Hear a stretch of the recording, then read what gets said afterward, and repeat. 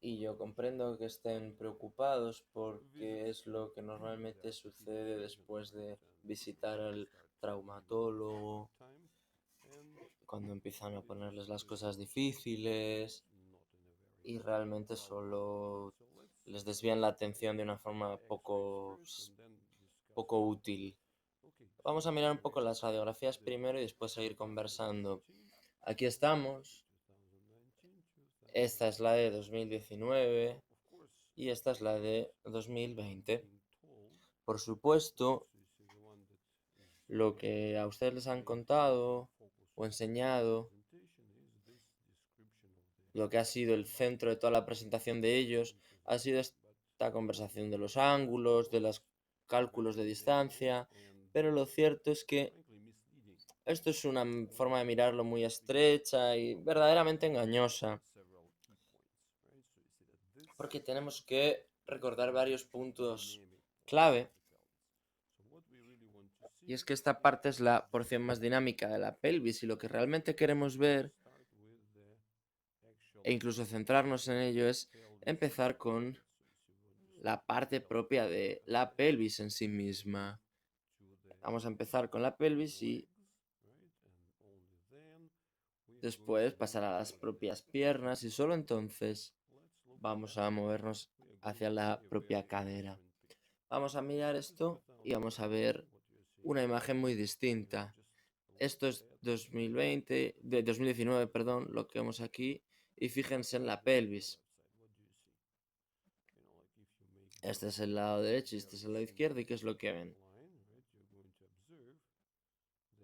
Si miran esta sencilla línea, lo que van a observar es que esta porción, la porción derecha, si hacemos esta flecha, vemos que son muy distintas.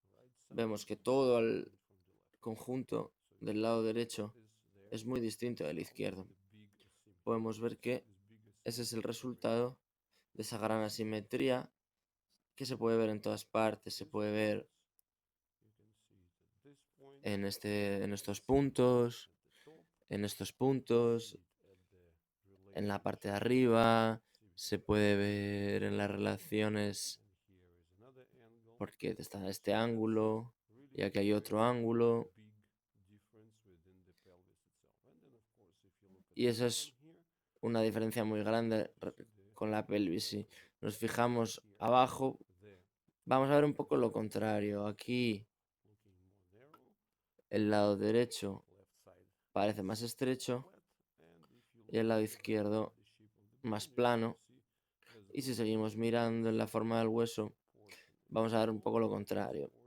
Fíjense que esta porción es más pequeña y esta porción es más grande. ¿Qué significa? Eso es la torsión de todo el hueso. Y eso realmente es algo muy, muy grande. Y también se puede ver aquí que el hueso está amontonado y doblado sobre sí mismo. Y aquí se puede ver que hay mucha más distancia, ¿no? Hay un hueco. Y ahora es importante entender que esto es un hueso continuo. No es articulación, es hueso que está en el proceso de formación. Y eso es lo más importante. Aquí pueden ver esto muy bien. Este es el hueso. Esta es la vista cuando está todo junto, no toda la pelvis total. Pero si miramos el proceso de la formación, esto es lo que sucede. Este hueso total del ilíaco son tres huesos. Estos 3 puntos, 1, 2 y 3, ¿estos qué nos dicen? Nos dicen que son los centros principales de osificación, donde la osificación, bueno, es donde se van densificando. Así es como se forma el hueso, como pasa de ser cartílago blando a un hueso más duro. Y aquí estos puntos son centros secundarios de osificación. Y en la práctica lo que sucede es que esta porción en la que se están fijando, que está asociada con el acetábulo se ha, digamos, formado y moldeado según el proceso, como el hueso total es un proceso activo de osificación. Y, por tanto, lo más importante es conseguir que este gran hueso, si no conseguimos bien este hueso, todo lo demás no va a salir bien. Entonces hay que priorizar esto. Y es por eso que estas tres partes en las que nos hemos fijado, la parte de arriba, la anchura y todas estas conexiones internas son algo muy, muy importante. Si empezamos aquí a mirar, ahora que sabemos dónde mirar, entenderán que la pelvis de Ana, en todo caso, está mucho más simétrica y equilibrada que el año pasado. Fíjense. Ahora, si nos fijamos en esta porción, por supuesto es un poco distinto, no se ve tan bien, pero pueden ver, porque hay más longitud de la pierna y del hueso en esta foto, pero aquí lo pueden ver de nuevo esta gran diferencia entre el lado izquierdo y derecho. Aquí hay más ángulo. Esto está más recto. Y obviamente eso es más ancho y eso otro es más estrecho, etc. Y en ese sentido no es una buena posición de la pierna, es un reflejo del hecho de que ella estaba torsionada desde arriba. Y esa es la fusión que yo les expliqué antes del músculo del iliapsoas, etc.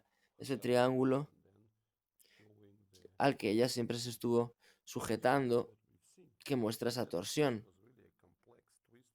Y esa torsión era una torsión complicada que combinaba la contratorsión de la parte de arriba, la torsión de abajo, las depresiones, todo tipo de elementos con problemas. Y este es ese triángulo. Y este triángulo es el que, al saltarse la pelvis, por supuesto es muy difícil de equilibrar y se acaba convirtiendo en una torsión. Si nos fijamos en la parte superior, la conexión de la pelvis a la lumbar está mejor, y aquí también pueden ver que está un poco más recta claramente, mientras que esta línea muestra más una forma un poco más de C. Y de hecho vemos que está mejor la columna, la conexión entre la columna y los ilíacos están más simétricos.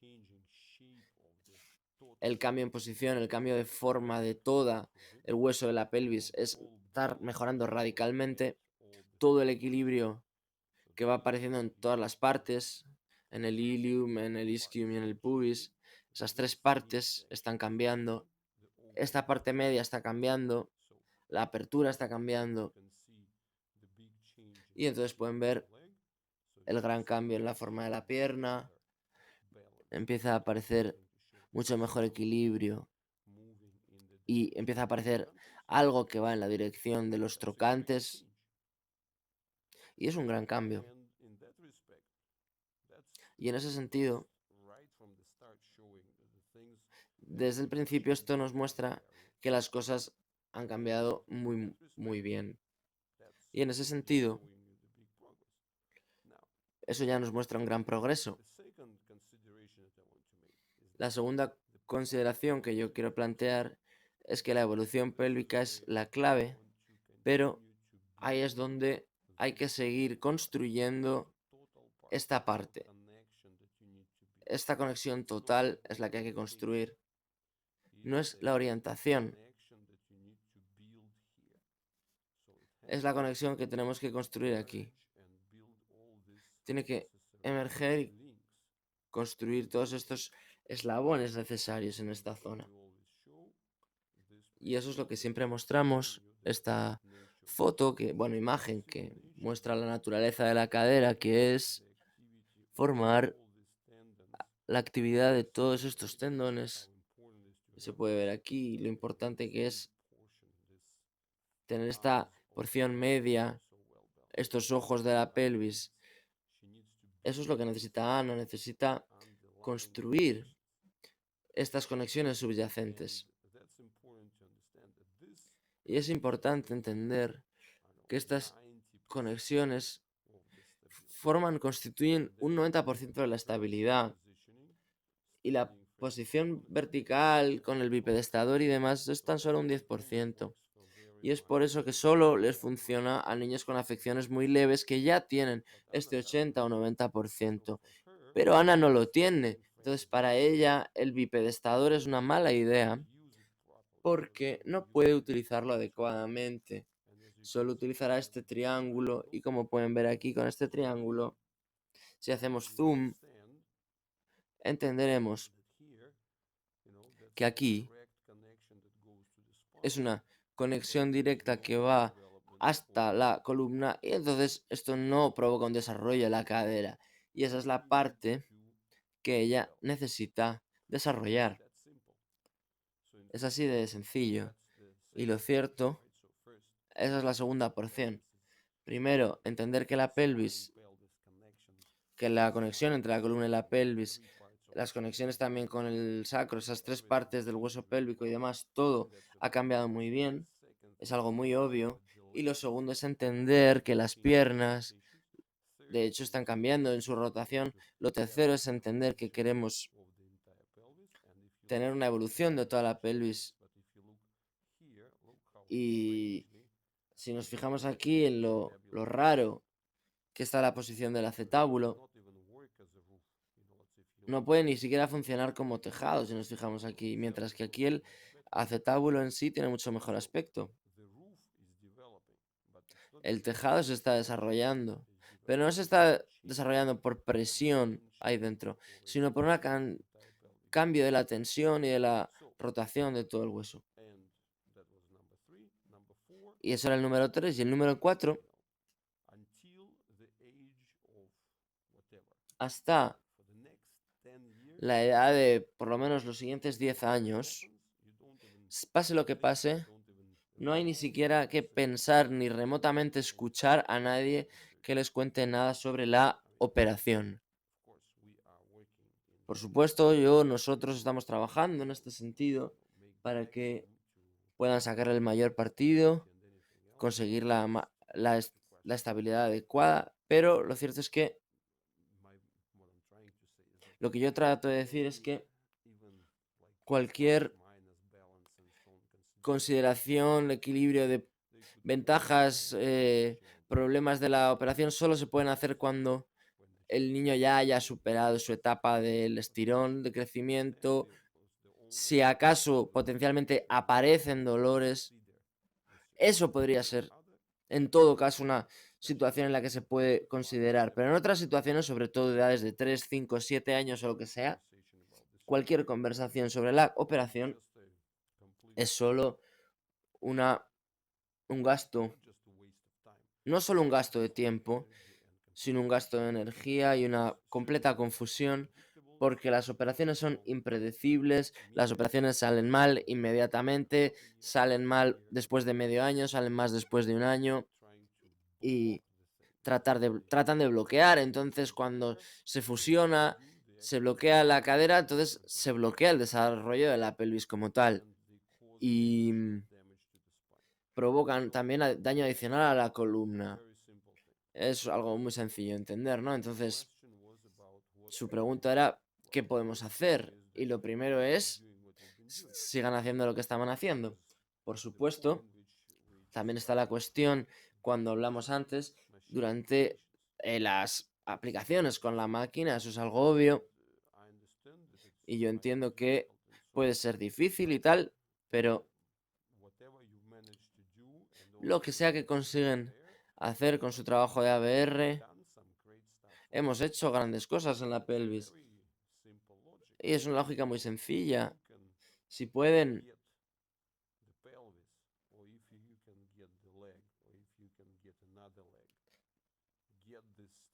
estimular la pierna, la pelvis con la máquina, vamos a poder gran progreso y transformaciones de la pelvis. y hay mucho más por construir. Y yo siempre digo lo mismo, recuerdo lo mismo. Entre la edad de 1 y la edad de 10 años, la pelvis debe aumentar un 500%. Es decir, tiene que ser 5 veces más grande en volumen en proporción al resto del cuerpo.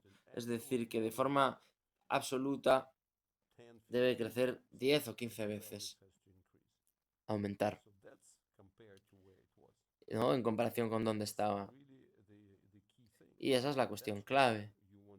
Y eso es lo que tenemos que tener en cuenta con este entendimiento. Y es por eso, aunque solo pudieran hacer 1 hora de máquina al día, eso ya es fantástico porque eso ya les está dando todos estos estímulos adicionales y es algo que pueden hacer sin trabajar manualmente. Así que la mejor forma en la que pueden ayudar es vendar, vendar, vendar, envolver y que trabaje la máquina.